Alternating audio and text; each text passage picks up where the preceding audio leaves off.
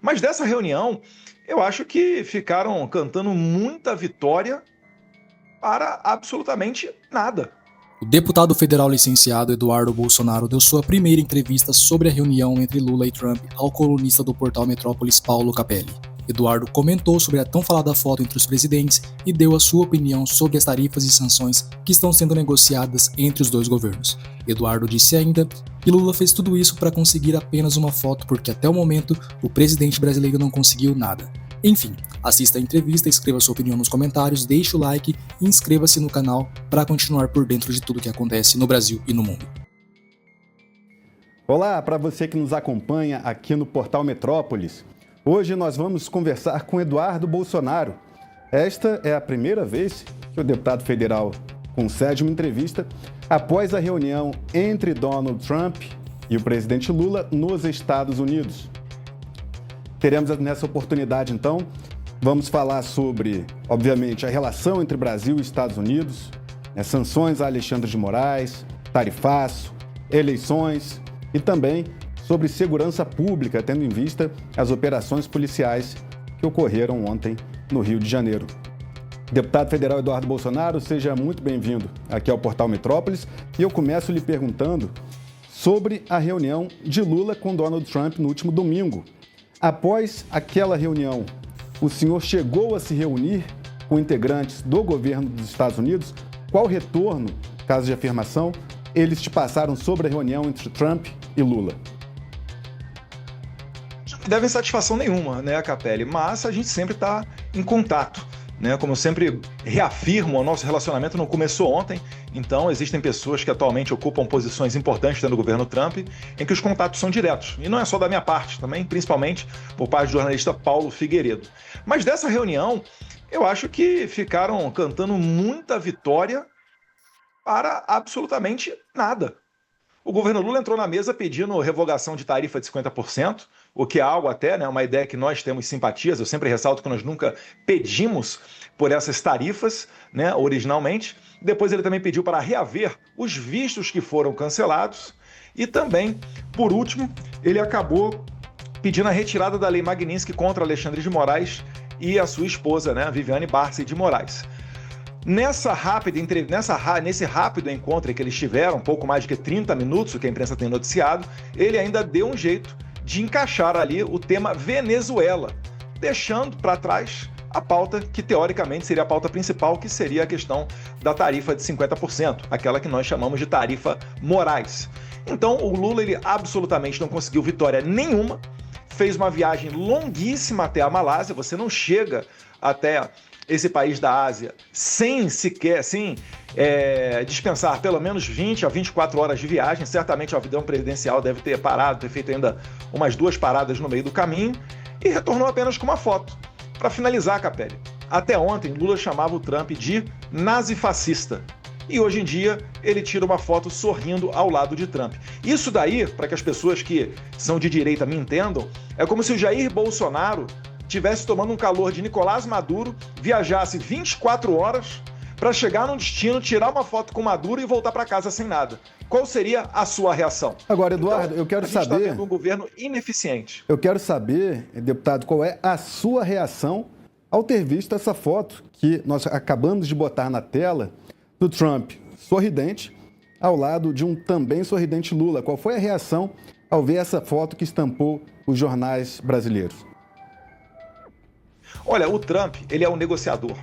Todo mundo que já leu o livro dele ou que conhece um pouco do mundo do Trump sabe que ele sempre pressiona para depois chegar à mesa de negociação numa posição mais confortável e bem defender os interesses dos americanos. Então, em algum momento, ocorreria essa abertura para o diálogo. Isso daí é o que foi esperado. Isso não foi mérito do Itamaraty. O Itamaraty tentou, né, a embaixadora Viotti, antecipou até o seu retorno de férias, tentou um contato dentro do State Department, Departamento de Estado, e deu com a cara na porta. Então, quando o Trump quis, da maneira que ele quis, ele aceitou conversar com o Lula.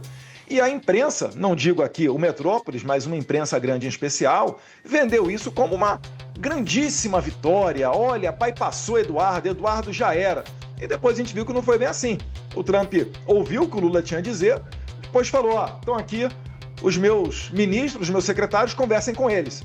Então estava ali Scott Bessent. Eu fiquei impressionado que o ministro da Economia brasileiro, Fernando Haddad, não estava lá, né, porque ele pediu uma reunião com o Scott Bessent, reclamou muito que não foi atendido. Então eu esperava que, como se trata da parte de tarifa, imaginei que pudesse ser a prioridade do Lula, que o seu ministro da Economia estivesse nesse encontro. Não estava. Né? Por outro lado, ali também estava Marco Rubio, crítico, né, severo de ditaduras latino-americanas. O único, inclusive, que está tratando de tarifas, que é o Marco Rubio no caso do Brasil. Todo o resto do mundo trata com a parte comercial do Trump. É o Scott Bessent, é o Jamieson Greer e entre outros atores da parte econômica. Então, isso daí para mim já diz muito. Não fiquei impressionado com essa foto, saberia que cedo ou tarde ela viria. Mas com um sorriso. Eu quero saber é do mundo a dos questão, fatos. A questão é o sorriso, porque assim, aquela foto diplomática de um chefe de Estado posado ao lado do outro, um do outro, é comum. Agora, esse sorriso do Trump foi o que surpreendeu muita gente, né, mostrando ali uma cordialidade. Mas o Trump ele é político, Capelli. O Trump ele sorriu com foto ao lado do Xi Jinping. No dia seguinte ele bota 100% de tarifa na China. Ele viajou até a Coreia do Norte, apertou a mão do Kim Jong-un lá no paralelo 38, na divisa entre os dois países. Então isso é surpreendente para aquelas pessoas que achavam que o Trump ia torcer o nariz para o Lula. Não, isso aí faz parte do mundo Trump. Entendi. Agora, depois desse encontro entre Lula e Trump e posteriormente também o encontro entre Mauro Vieira, o chanceler brasileiro, e o Marco Rubio, o senhor chegou a conversar com integrantes, o senhor tem bastante entrada, já mostrou isso, o senhor e o jornalista Paulo Figueiredo conversam com alto escalão do governo dos Estados Unidos. O senhor chegou a ter algum retorno, seja presencialmente, por telefone, mensagem de texto, de integrantes de Washington após essa reunião com Lula e o que lhe passaram? Sim, Capelli. Na verdade, a gente tem muito cuidado na hora de falar isso para não expor as pessoas com as quais nós nos relacionamos. Isso daí a gente mantém o máximo reservado possível, né? Mas o feedback que nós tivemos é que realmente não ocorreu nenhuma evolução, né? Não há no horizonte uma melhoria dessa relação. É como eu disse, uma foto não basta. Eu tenho aqui, ali atrás, ali é o livro do... Não sei se dá para ver daqui. Deixa eu pegar aqui. Quando o Trump saiu da presidência, ele fez um álbum de fotos, que é isso aqui, né? Our Journey Together. Sabe quem é que mais aparece nesse álbum de fotos? Quem? Xi Jinping. É o líder estrangeiro que mais aparece nesse álbum de fotos. Então, o Trump, não é porque ele tirou uma foto sorrindo que ele vai, né, mudar da água para o vinho. Para você aplicar uma lei Magnitsky, para você chegar num ponto que chegou essa relação entre Brasil e Estados Unidos, o pior em cerca de 200 anos de relação dos nossos países, isso não foi à toa. O Moraes, ele não foi sancionado da noite para o dia. Foram meses, né, de estudos, pesquisas, relatórios, convencimentos de autoridades. O próprio Paulo Figueiredo fala muito bem, né? Cerca de 7 departamentos, né, setores diferentes são necessários de convencimento, você ter o positivo, para daí colocar na mesa do presidente Trump para saber se ali terá o positivo ou não para uma sanção de lei Magnitsky, como Alexandre de Moraes acabou tomando. O senhor não teme a revogação da lei Magnitsky contra Alexandre de Moraes por parte da Casa Branca? Olha, seria uma surpresa muito grande. Eu digo que não, por quê? Porque até agora eu não conheço ninguém que tenha conseguido fazer a reversão de uma lei Magnitsky. Sanções OFAC, por vezes elas até conseguem ser revertidas, mas demoram por vezes mais de década, a custo de muito investimento em escritório, né, em aparato para refazer o convencimento do Poder Executivo, porque isso daí não está no âmbito do Judiciário, isso está no âmbito do Executivo. Então, eu não vejo como que o Alexandre de Moraes, depois de maneira tão robusta, ser documentado, né, as suas violações, ele colocou Elon Musk como investigado, né, o Clezão que morreu na cadeia, o Scott Bessent, um dia ou 2 dias antes da reunião entre o Trump e o Lula, interrompeu o seu secretário, né, o Jamieson Greer, para falar o seguinte: olha, inclusive o Brasil, no caso do Brasil especificamente, cidadãos americanos quase foram presos no Brasil por conta de tweets. Ou seja, ele está falando da Flávia Cordeiro, ele está falando do Jason Miller, que foi detido, ele está falando do caso dos jornalistas Paulo Figueiredo, Alan dos Santos, Rodrigo Constantino, dentre outros. essa realidade fática, não há motivo pelo qual ocorra um posicionamento, né, da água para o vinho. O mundo não é como tentam pintar para a maioria do público brasileiro que ainda assiste grandes canais de televisão, falando que, não, o Lula é um mestre do convencimento, ele comprovou que Eduardo Bolsonaro estava fazendo fake news. Estou esperando até agora para saber qual fake news que a gente falou. Porque, na verdade, o que foi, finalizando, Capelli, o que foi dito ao Trump, basicamente, foi toda a ladainha que o Trump ouviu durante 4 anos que ele não era presidente, onde tentavam justificar a prisão dele a mais de 300 anos de cadeia. Então, nessa parte daí, eu tenho certeza que muito, mas muito dificilmente ocorrerá uma reversão. Tarifa é outro assunto. Tarifa, 10% dela é comercial e 40% está atrelado à crise institucional. Isso aí dá para mudar o cenário político brasileiro e resolver. O senhor acredita que haverá uma redução das tarifas impostas por Washington ao Brasil? Capelli, eu não falo pelo governo norte-americano, né? Mas se você for ver, o que o Trump faz? Ele puxa o país. Ele faz algum acordo, algo que interesse a ele, algo que ele entenda seja prioritário ao povo norte-americano. E aí ele reduz, ele regula essa tarifa. Ele fez isso, inclusive, com tradicionais aliados, como, por exemplo, o Japão, né? Depois de receber um investimento extraordinário, se eu não estiver errado aqui de cabeça, o Japão se comprometeu pelos próximos anos a um investimento de 400 ou 500 bilhões de dólares, aí ele, sorridentemente, ele aceita, né, refazer ali a questão tarifária. Então, isso tudo daí depende do governo norte-americano. Segundo relatos do Itamaraty, Jair Bolsonaro não foi citado na conversa entre Trump e Lula, mas, em dado momento, Lula, por iniciativa dele próprio, teria externado ali, explicado que, na visão dele, Trump teria uma visão distorcida sobre o ex-presidente Bolsonaro. Na sua avaliação, o Lula não conseguiu convencer Trump de que está correto. Com certeza não. Primeiro é fake news de Itamaraty, né? Eu vi uma coletiva do Mauro Vieira, inclusive eu nunca vi um tamanho número de coletivas após uma reunião de 30 minutos, né? Mas, na primeira coletiva que ele deu, ele falou que o Bolsonaro não foi assunto. Depois ele foi desmentido pelo próprio Lula, que disse que colocou na mesa a questão do Bolsonaro.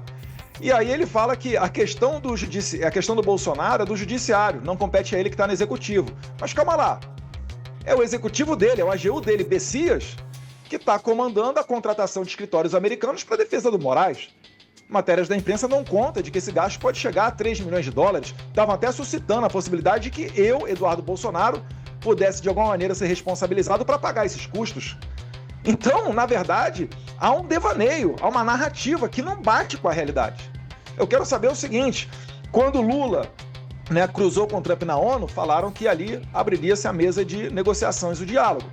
Depois as equipes de Rubio e Mauro Vieira se encontraram. Aí falaram, não, agora vamos abrir a mesa de diálogo dos presidentes. Aí os presidentes se encontram. Agora vamos abrir uma mesa de diálogo para o Lula ir para os Estados Unidos ou para o Trump vir ao Brasil. Ou seja, é uma sucessão de pataquadas, de ineficiência, e todo mundo sabe onde é que está o problema.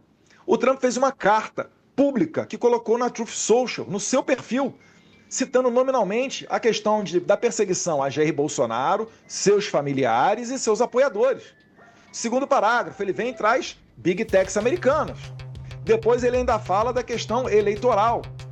Então você tem na mesa tudo o que é necessário para você resgatar uma boa relação com os Estados Unidos. A questão é, Lula pode cumprir com aquilo que ele está prometendo? Por exemplo, Capelli, Estados Unidos tem um interesse em retirar a China daqui da sua região de influência, das Américas. Será que o Lula consegue colocar adiante isso daí? E economicamente, esse é o principal ponto que a Casa Branca almeja, né? Que os Estados Unidos sejam priorizados nessa relação comercial com o Brasil. Agora, em relação às sanções, vale esclarecer aqui, a gente estava falando de Magnitsky, que é Alexandre de Moraes, e um contexto importante para quem está nos acompanhando é que dias atrás, cerca de 10 dias atrás, os Estados Unidos emitiram uma nota dizendo que o documento que embasou, ali a prisão do Felipe Martins, de que ele teria entrado nos Estados Unidos em 2022, foi um documento falso que não procedia, e nessa nota divulgada pelos Estados Unidos, eles reafirmaram Alexandre de Moraes como um violador de direitos humanos. Portanto, retirar a lei Magnitsky a Alexandre de Moraes parece ser, de fato, algo que, neste momento, não está sendo cogitado pela Casa Branca. Contudo, a gente lembra também que tem 8 ministros do STF impedidos de entrar nos Estados Unidos. Além do próprio Moraes, alvo da Magnitsky, outros 7 magistrados tiveram os vistos revogados. E nessas reuniões entre Brasil e Estados Unidos na Malásia, o assunto dos vistos dos ministros do STF também foi abordado, assim como as sanções Magnitsky e Alexandre de Moraes. Em relação aos vistos de ministros de STF, o senhor acha que tem chance de isso ser revogado? Difícil, Capelli, porque seria o Trump desautorizando o Marco Rubio. Marco Rubio, seu secretário de Estado, iniciou uma política onde basicamente é o seguinte: só tem direito ao visto americano, a usufruir dos privilégios do mundo livre, aqueles que respeitam a liberdade no seu país. Ou seja, juízes que cometem censura, como notoriamente é o caso do Alexandre de Moraes, ele é amparado por outros ministros do STF, essas pessoas vão perder o seu visto. Então esse foi um recado muito forte que foi dado pelo governo Trump, através do seu secretário de Estado, Marco Rubio, e uma eventual revogação, isso daí seria um ato até de fraqueza, ao menos nesse momento, do presidente Trump, a não ser que ele justificasse muito bem, tá?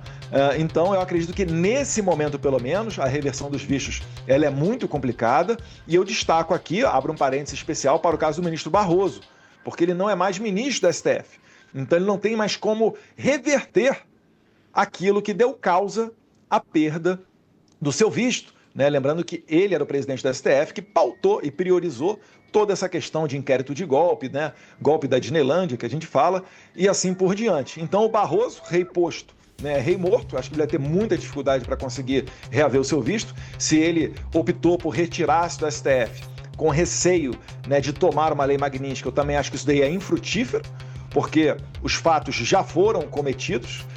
Então, eu abriria só esse parênteses com relação ao ministro Barroso, que eu acho que tem uma situação um pouco mais complicada do que os demais. Agora, Capelli, visto é algo 100% discricionário, tá? Eu estou falando aqui aquilo que eu acho que, neste momento, pelo menos, não existe motivo para o Trump sinalizar. Ele pode tomar uma conduta diferente e me surpreender.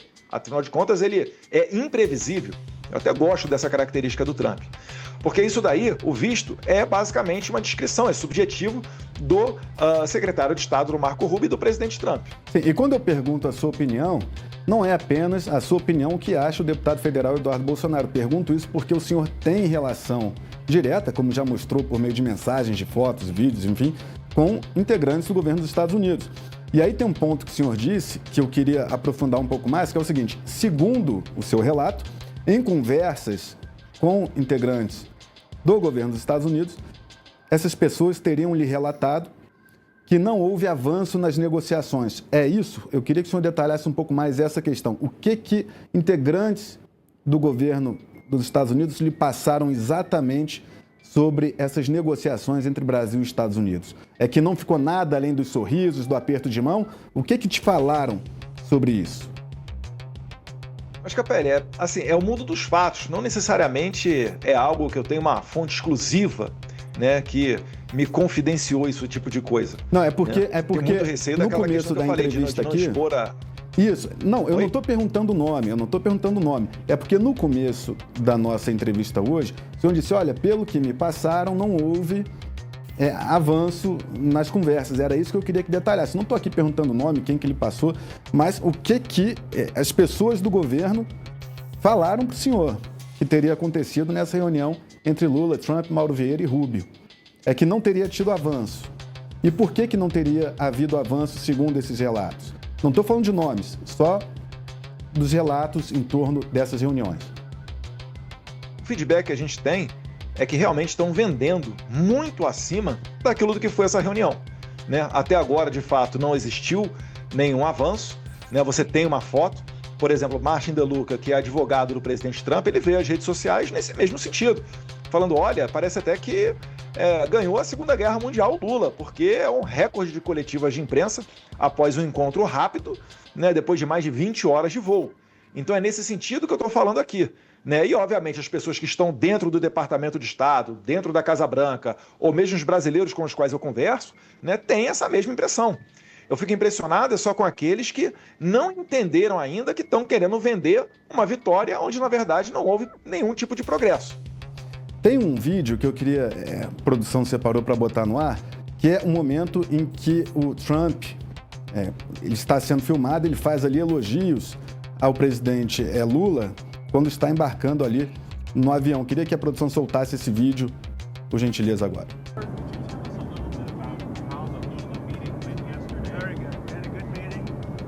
We'll see what happens. I don't know if anything's going to happen, but we'll see. They'd like to do a deal. We'll see. Right now they're paying, I guess, 50% tariff. But we had a great meeting. It's happy birthday. I want to wish the president happy birthday. Okay? It's his birthday today. Did you know that? No. He's a very vigorous guy, actually, and I was very impressed. But today's his birthday. So happy birthday. All right? Would you let him know, please? Como o senhor avalia essa declaração, essas declarações do presidente Trump? Uma pessoa educada. Desejou parabéns a um presidente de outro país que ele acabou de se encontrar, acabou de conhecer. Né? E no mais, boa negociação com Bessent, Rubio e o Greer. E o senhor aposta... Não tem muito o que comentar, Capelli. Eu tô rindo aqui, mas desculpa, mas não tem muito o que comentar. Né? Ele, inclusive, não sei se foi nessa mesma passagem, ou num voo anterior, ou subsequente, né? Ele fala, olha, foi uma boa reunião, o que vai acontecer e tal? Ele, não sei, vamos ver o que vai acontecer dali. Então, ele não aplica com certeza dizendo que ocorrerá algo exitoso. Certamente o Trump entende, existe muito dos países, né, lado a lado, que tem a contribuir. Mas ele não vai contribuir de qualquer maneira. Eu sempre gosto de resgatar aquele discurso do Didi Vance na Alemanha, onde ele fala o seguinte, ou nós compartilhamos dos mesmos valores, ou a nossa conduta vai ser diferente.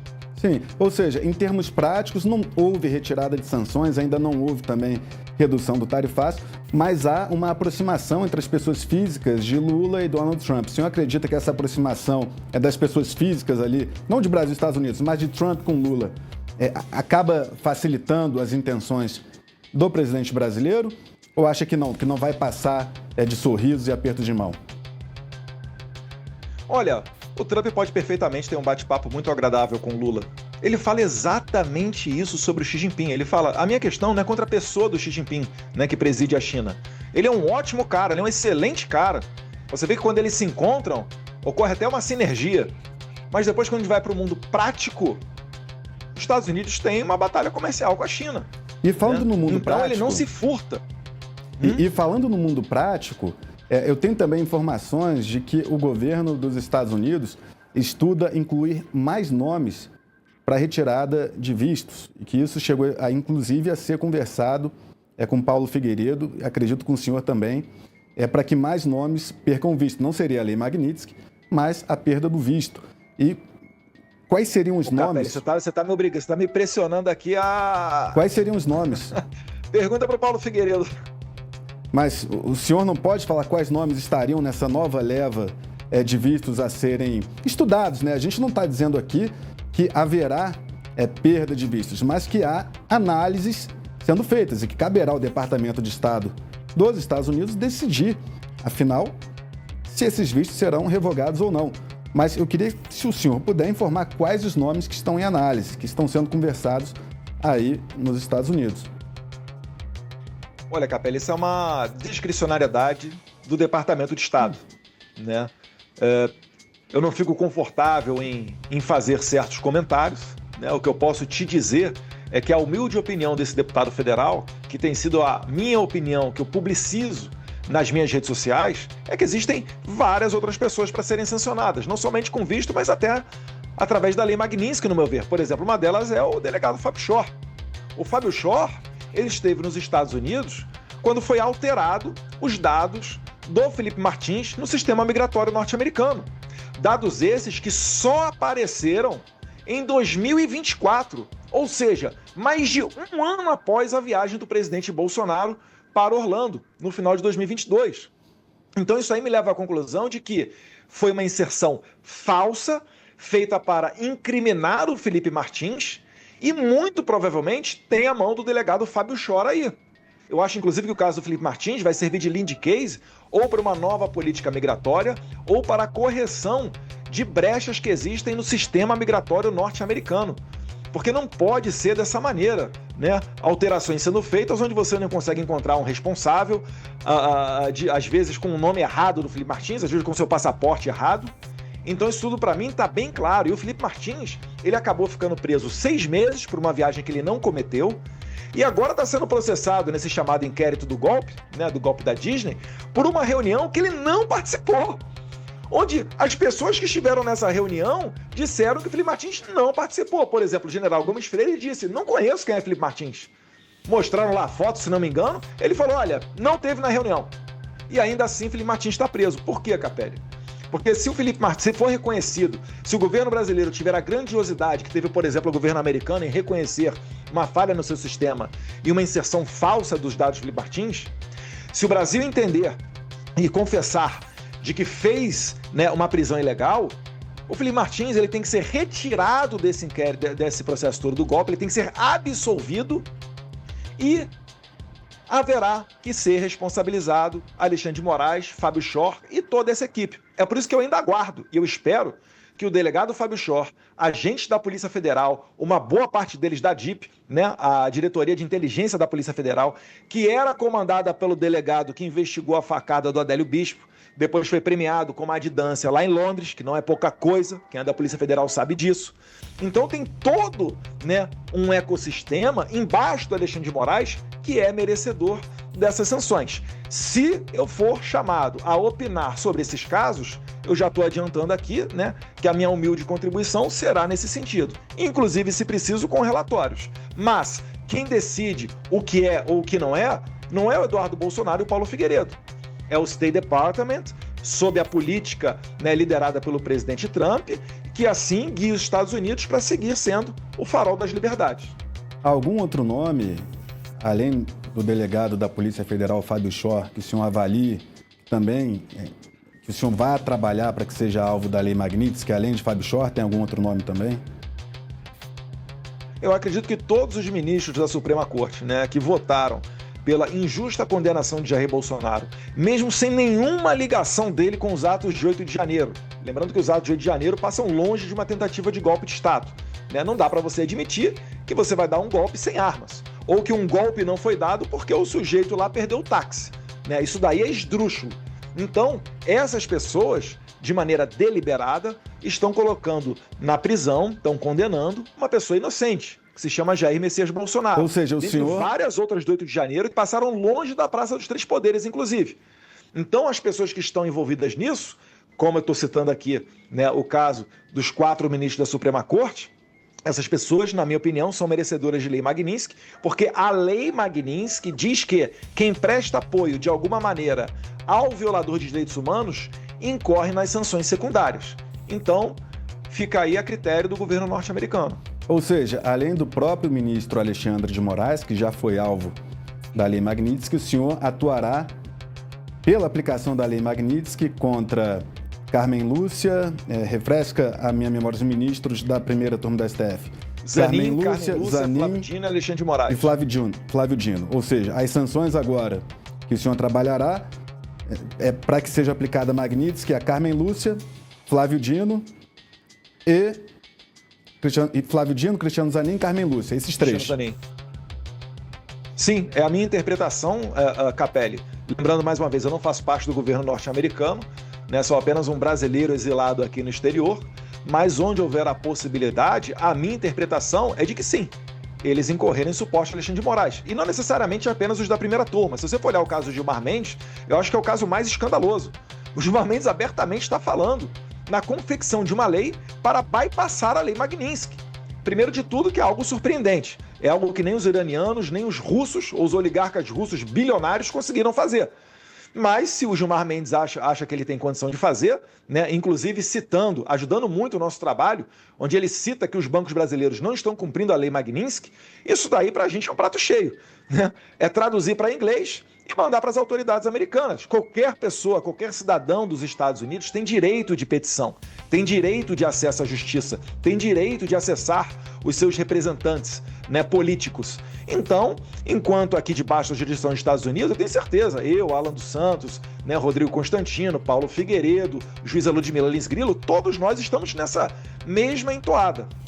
Tem uma intenção que um grupo de advogados que apoia Bolsonaro está articulando, que é solicitar revisão criminal para o STF, que aí, como ele foi julgado, condenado pela primeira turma, a revisão criminal teria que ser avaliada pela segunda turma, que aí teria uma maioria considerada favorável a Bolsonaro, como André Mendonça, Cássio Nunes Marques e o próprio Luiz Fux, que votou para absolver Bolsonaro.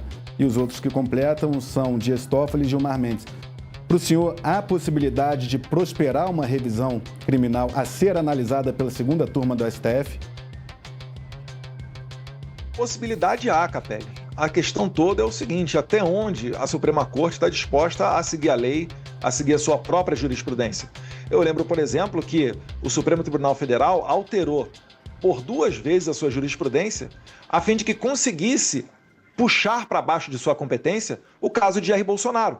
Porque Jair Bolsonaro é um ex-presidente. Ex-presidente é processado em juiz de primeiro grau. Onde é que o Lula foi processado? Em Curitiba. Lembra as reclamações com relação ao Sérgio Moro. Onde é que o Temer é processado? É na justiça de primeiro grau. Por que Bolsonaro, então, é processado em uma turma específica? Porque se for a ele dado o tratamento de presidente, ele teria que ao menos ser julgado no plenário do STF, que é onde os presidentes são julgados. Então ele foi metido num limbo devido a um Frankenstein jurídico que fizeram com a jurisprudência da Suprema Corte. Então, nessa atmosfera, eu acho que sempre haverá resistência para você fazer justiça no caso do Bolsonaro. Eu acho que primeiro tem que haver uma reconfiguração do cenário político para você chegar nesse momento. Mas sim, Pele, você está certo. Muita gente tem dito que a revisão criminal, ela poderia ser feita pela segunda turma, ou melhor, deveria ser feita pela segunda turma, com grandes chances de absolvição de Jair Bolsonaro, porque seria um julgamento feito por pessoas que não são majoritariamente sindicadas pelo PT ou inimigos pessoais de Bolsonaro, como é o caso do Alexandre de Moraes. Segundo integrantes do governo Lula, o senhor seria hoje o principal cabo eleitoral de Lula. Eles afirmam que o senhor seria o camisa 10, porque Lula estava mal de popularidade, né, com muitos problemas ali de índices de aprovação, e depois que houve esse embate maior entre Brasil e Estados Unidos, provocado, né, pelo senhor, essa tensão entre Brasil e Estados Unidos, com a reunião agora entre Trump e Lula, o governo avalia que, após essas suas movimentações, a popularidade de Lula melhorou. Como o senhor lida com essa avaliação de que seria o camisa 10 de Lula? Primeiro, se fosse isso tudo mesmo, o regime não estaria tentando me prender a todo momento, né? Você pode ver, o líder do PT, o Lindenberg Farias, foi quem pediu meu passaporte e no final acabou resultando aqui no meu exílio. Depois, né, uma vez aqui no exterior, a gente conseguiu atrair a atenção dos norte-americanos, né, com muito trabalho, mas muito sucesso, muito êxito, para que fosse dada a devida atenção ao Brasil. Vale lembrar, depois que o secretário Marco Rubio respondeu ao deputado Corey Mills, deputado esse que uma semana antes eu estive com ele, né, depois que ele respondeu ao Corey Mills numa audiência pública na Câmara dos Deputados aqui dos Estados Unidos, dizendo que poderia sancionar o Alexandre de Moraes, o Moraes desarquivou o meu caso e começou a me investigar por crimes que podem me levar a mais de 20 anos de cadeia. Então isso daí deles, né, é para tentar colocar a base da direita contra mim, ou tentar, talvez, né, do devaneio deles, me fazer mudar de ideia, como se eu fosse refletir, achando que a minha conduta estaria errada, porque está incentivando, está melhorando a vida do Lula, e assim eu parasse de fazer. Convido os internautas que nos assistem a uma reflexão. Se você tirar os Estados Unidos dessa equação, se você tirar as 3 ondas de visto, Tarifa, Magnitsky no Moraes, Magnitsky na mulher do Moraes, etc., como é que você acha que estaria o Brasil? Pela primeira vez a gente está vendo que as condutas dos ditadores, como Alexandre de Moraes, estão tendo consequências. Porque até então eles estavam super confortáveis para fazer o que bem quisessem, inclusive até prender cidadão americano. Então eu fico muito feliz que a nossa humilde contribuição aqui tenha dado resultado e ainda certamente veremos muitas vezes discussões envolvendo os Estados Unidos dentro do cenário político brasileiro. Deputado, a sua candidatura à presidência da República no ano que vem está mantida? Sua pré-candidatura? Sim, Capelli, é o meu desejo, é o que eu quero, o que eu me inclino a fazer, né? Se eu tiver a oportunidade, eu assim procederei. E a gente sabe das dificuldades que nós temos, porque o Brasil não vive hoje uma situação normal. O meu trabalho de diplomacia internacional, que foi feito de maneira muito mais agressiva pela esquerda no passado, eu faço de maneira muito mais suave, apenas denunciando fatos de violações de direitos humanos no Brasil, mas esse trabalho, né, move o Alexandre de Moraes e a Suprema Corte a me perseguir. Então a gente tem que ver as cenas dos próximos capítulos. Por qual partido? Mas uma coisa é fato. Por qual partido o senhor pretende se candidatar ao PL? Tem se mostrado ali uma certa resistência, né, de Valdemar e outros nomes ali. O senhor tem conversado com outros partidos também, né? Sim, tenho conversado por qualquer partido, né? A minha base eleitoral, ela não se preocupa muito com a questão partidária, desde que você não seja nenhum daqueles partidos radicais de esquerda.